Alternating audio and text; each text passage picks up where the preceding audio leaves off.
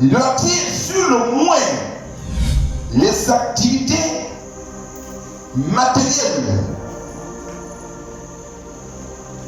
et non spirituelles. C'est pour ça que vous allez constater que tous ceux qui sont les idolâtres,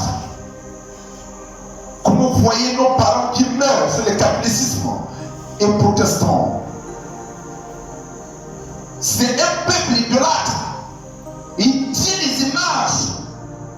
Il peut mettre les crucifix au cou. Il peut avoir les échappelets. Et d'autres choses qui les justifient, qui sont les idolâtres. Alors, ça ne doit pas être ton cas en tant que véritable enfant de Dieu. Idolâtrie peut être la pensée. Alléluia. La manière que tu penses peut transformer, peut devenir idolâtre. Que tu ne te penses pas dans le mouvement, dans la vie spirituelle. Tu ne vis pas, tes pensées ne vivent pas dans la vie spirituelle. Tu n'es pas en communion avec le spirituel, avec Dieu, en émo. Et que dans ton cerveau, dans tes pensées, est rempli de désirs en vie, des choses matérielles. Tu te présentes devant Dieu idolâtre. J'ai lu la parole de Dieu. Oui. Dans le livre de Deutéronome 13. À partir du premier verset, il est écrit: vous obéirez à tout ce que je vous commande, et vous l'appliquerez, sans rien y ajouter, et sans rien en retrancher. Peut-être un prophète apparaîtra-t-il un jour parmi vous. Oui.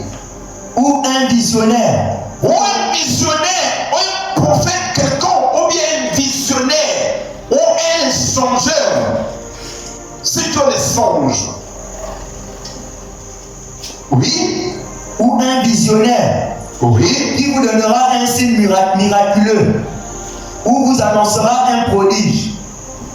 Si le signe ou le prodige annoncé s'accomplit, et s'il vous dit: allons suivre d'autres dieux que vous ne connaissez pas, et si vous dit: allons consulter d'autres dieux que vous ne connaissez pas, et rendons-leur un culte, oui, vous n'écouterez pas les paroles de ce prophète. Vous n'écoutez pas la parole de ce prophète, aussi visionnaire, ça veut dire le changeur. Alléluia. Assois-toi dans la présence de Dieu. Vous n'écoutez pas cette féticheur, cette ganga, ce prophète.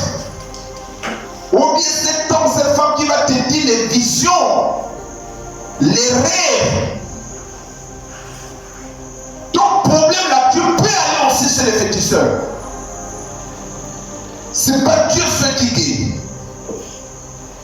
Dans cette situation là, tu peux aussi faire certaines bains, on peut te dire, au lieu que tu sois, c'est Dieu qui a laissé ce chose. Il dit: si cette qualité de personne se présente devant toi, il te dit: allez, rendez culte à un autre Dieu. Le culte, c'est quoi? C'est la pensée. Alléluia. C'est la pensée. Avant que je vienne devant vous, j'ai déjà la pensée d'être dans la présence de Dieu. Et je sais qu'aujourd'hui c'est le culte de vendredi, au mardi, quand j'ai un programme, ça s'affiche automatiquement dans mes pensées. Je peux marcher avec toi, je vis déjà ces cultes. Parce que ça se prépare dans les pensées. On ne vient pas à l'église comme un rat parmi. On se prépare. Je m'en vais, aujourd'hui c'est mardi. Je dois le préparer déjà dans ma tête, dans mon esprit. Et je vis, je marche avec ça toute la journée. Qu'aujourd'hui il y a un culte. Ça doit se faire vendredi aussi. Comme je me dis, vous avez beaucoup de choses dans vos vies. Des situations qui ne fonctionnent pas. Mais Dieu veut que vous les numérez pour vous le présenter dans vos prières toute la journée. Et préparez vos culte déjà à la maison. Et quand vous venez, alors Dieu va déclencher. Il sait déjà que le culte s'est passé déjà dans ton esprit. Et il va simplement intervenir. pour t'accorder ce que tu as demandé. Oui. Vous n'écouterez pas les paroles de ce Vous prophète n'écoutez pas la parole de ce prophète ou de ce visionnaire. ou de ce visionnaire. Car l'Éternel votre Dieu se servira de lui pour vous mettre à l'épreuve. est-ce que vous comprenez? Il y a des choses que Dieu peut laisser que ça t'arrive. Alléluia. Et il te laisse la situation que tu traverses. Il dit quoi ton comportement? Qu'est-ce que tu vas mettre dans tes pensées, dans ton esprit? Et c'est pourquoi beaucoup de chrétiens, même là où nous sommes là, ils vont encore faire les féticheurs chez les gangas. En disant que c'est Dieu qui a laissé ces choses. Il ne m'a pas fait beaucoup de choses. Il m'a simplement fait les bains. Ah, il a dit que ne travaille pas avec d'autres choses. Il travaille simplement quand tu viens, il prend le feuille et il te fait. Il ne fait pas beaucoup de choses. Alléluia.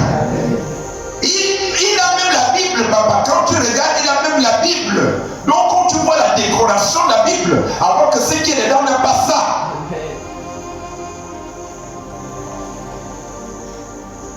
Est-ce qu'il y a cette qualité dans la salle?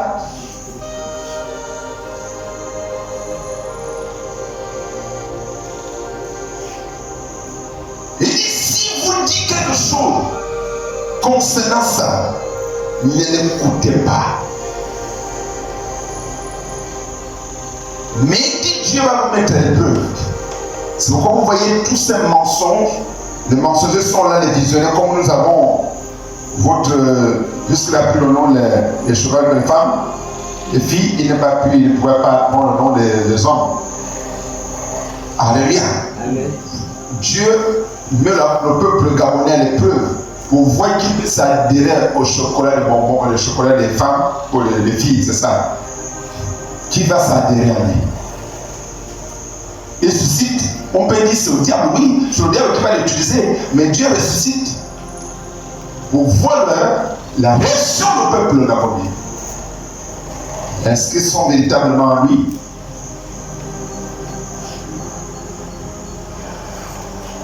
Alléluia. Et on dit que beaucoup de chrétiens soi-disant, ils le font de leur confiance. Ils sont même attachés à lui. Il n'est pas seul. Il y en a plusieurs. Et il commence à te créer même la foi. Que tu commences à avoir confiance en fait, effectivement, la manière qu'il parle, c'est que Dieu n'aime pas souvent. Il peut aussi guérir là-bas. Il peut aussi guérir là-bas. Puisqu'il a dit qu'il est partout. Dieu n'est pas partout.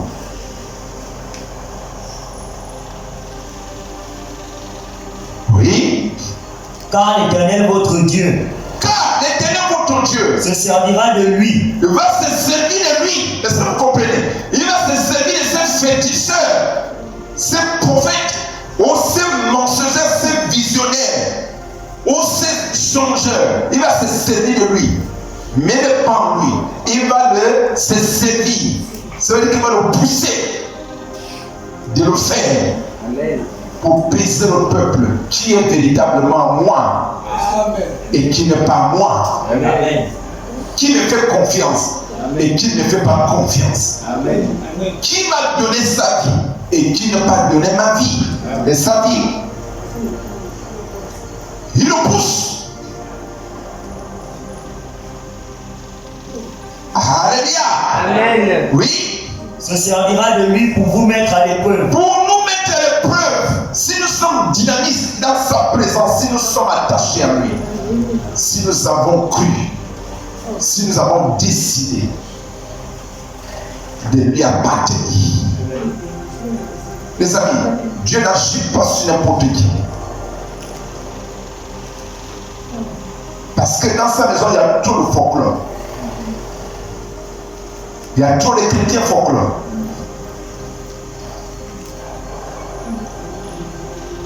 Qui vient faire des plaisanteries dans la maison de Dieu. Ils ne sont pas véritablement sincères pour combattre à l'esprit et dans la vérité. Dans l'esprit et dans la vérité.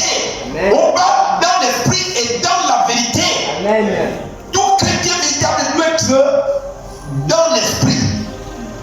dans la vérité. Amen. Oui. Afin de voir si Afin de voir si vous l'aimez réellement de tout votre vous l'aimez réellement de tout votre cœur et de tout votre être. et tout votre être. C'est à l'Éternel votre Dieu que vous rendrez un culte. C'est l'Éternel notre Dieu que nous rendons un culte, pas les féticheurs. Que ça veut dire aller consulter. Alléluia. Amen. Allez consulter. Allez s'entretenir. C'est ça le culte.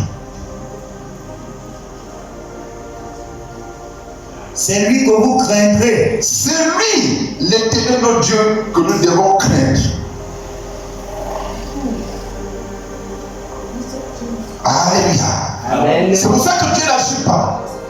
Parce que l'idolâtrie est là pleinement. Les agissements, la mentalité idolâtre est là.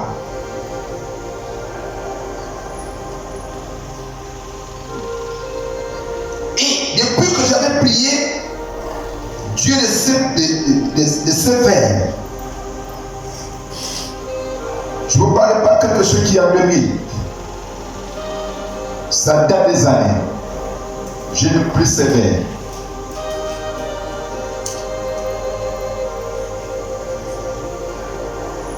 Est-ce que tu as une situation? Est-ce que tu as un problème? Est-ce que tu as une maladie? Et tu es assis sur ça. Ça va t'entraîner la mort.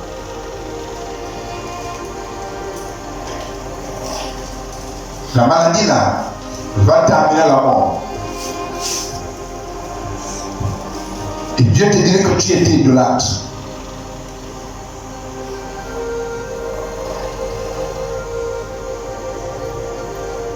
Alléluia.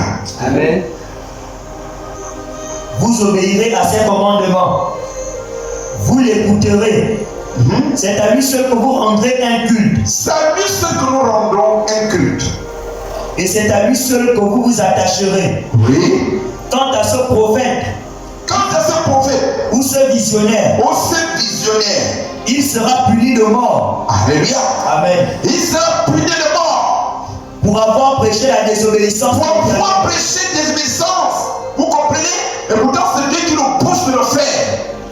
Mais Dieu a terminé de le tuer.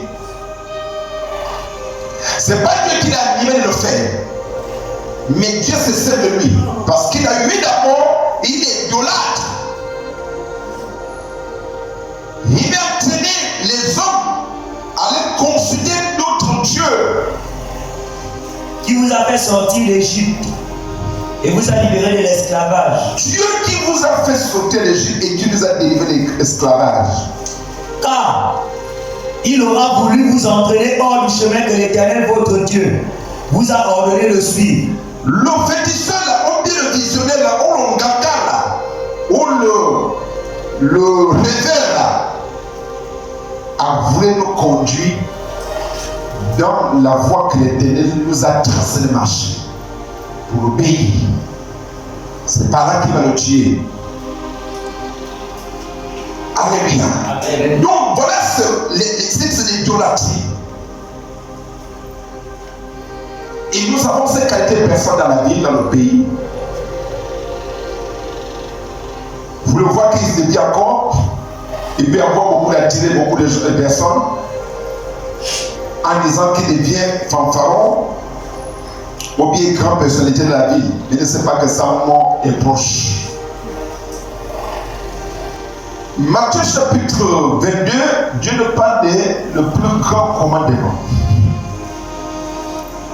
qui gère la parole de Dieu. Matthieu 22, à partir du verset 34, il est écrit. Oui. En apprenant que Jésus avait réduit au silence les Sadducéens, les pharisiens se réunirent. Les pharisiens aussi se réunissent. L'un d'entre eux, un enseignant de la loi, voulut lui tendre un piège. Un enseignant de la parole de Dieu, lui aussi mettant de Jésus un piège. Il lui demanda: demanda. Mais, quel est dans la loi le commandement le plus grand? Alléluia. Amen. Comprends ça. Le plus grand commandement de la loi, de la parole de Dieu.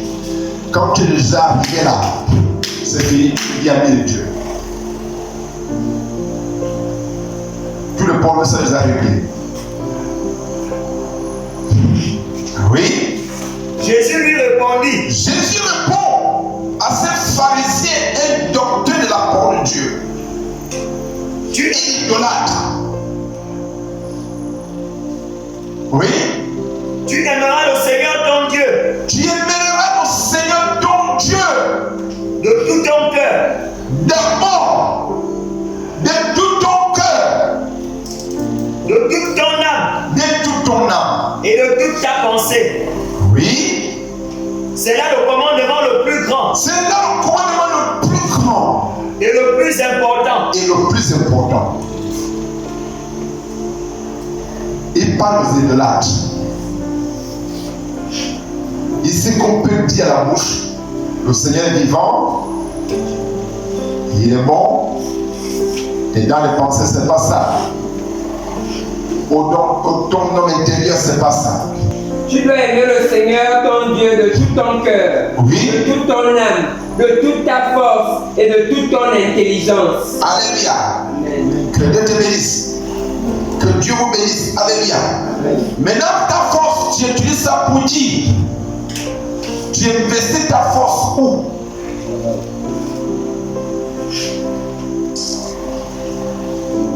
Amen. Amen. Ceux qui sont faits au milieu et devant, vous utilisez vos forces où? Vous dépensez vos forces où? Vous les livrez où? Vos forces. C'est là où tu livres ta force là. C'est ça que tu l'aimes. Plus que Dieu. Amen. Plus que ça te dit, ça prend tout. C'est pourquoi quand on dit allons-y à l'évangélisation, nous sommes occupés. On a un rendez-vous important. Pour le moment, je vais laver mes habits. Les autres disent.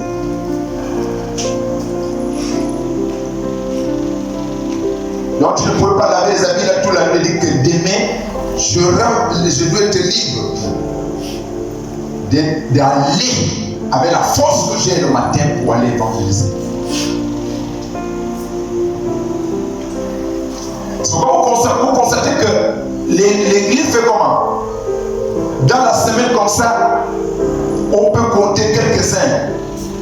Mais attendant dimanche, les figures qui ne sont pas dans la semaine, ils vont apparaître des idolâtres. Puisque notre occupation ne les dérange pas,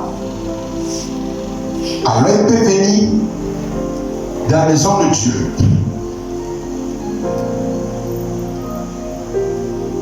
Les idolâtres.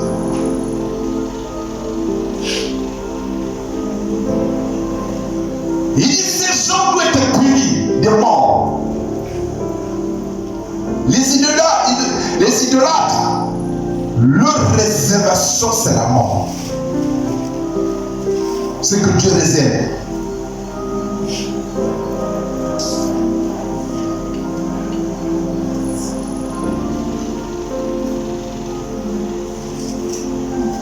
Tu aimeras le Seigneur. Aime. Quand on parle d'aimer, on parle d'investissement.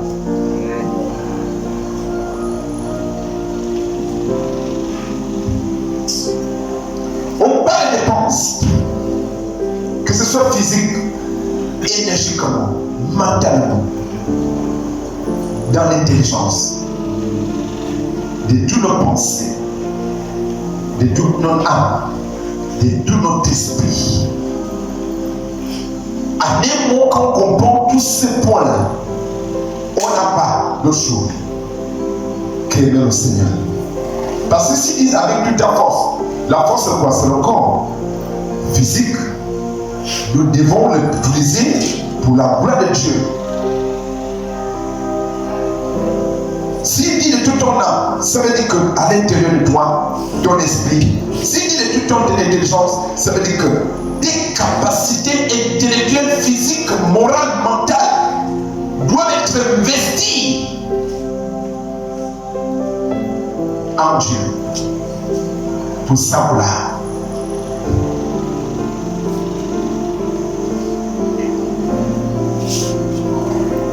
Alors s'il parle au cœur, il parle de nos pensées. Qu'est-ce que tu as dans tes pensées à longueur de la journée?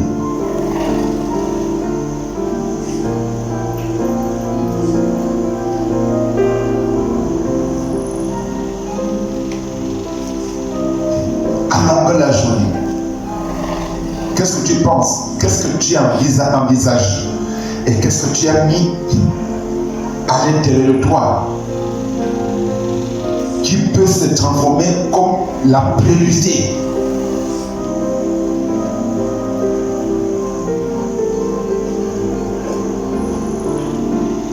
Les amis, c'est pourquoi on parle d'amour de Dieu. Ça s'investit.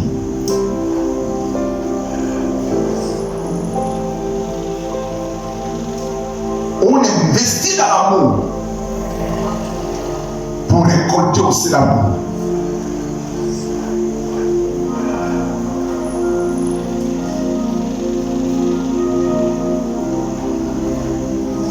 Et Jean nous parle que l'amour ne doit pas rester dans les lèvres. L'amour doit faire comment? On doit vivre l'amour. On doit voir les actions, les actes qui justifient un mot, c'est l'investissement.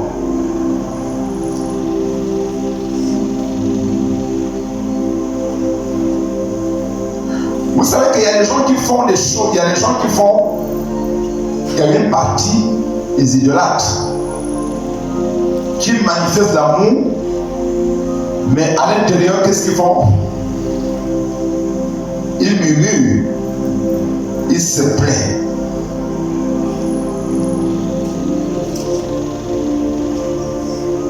Mais ils manifestent. Ça, c'est une forme d'idolâtrie.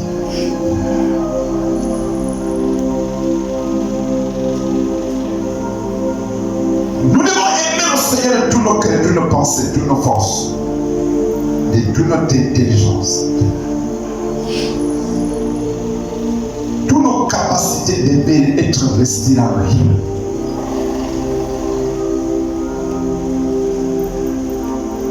Alléluia. Idolâtre.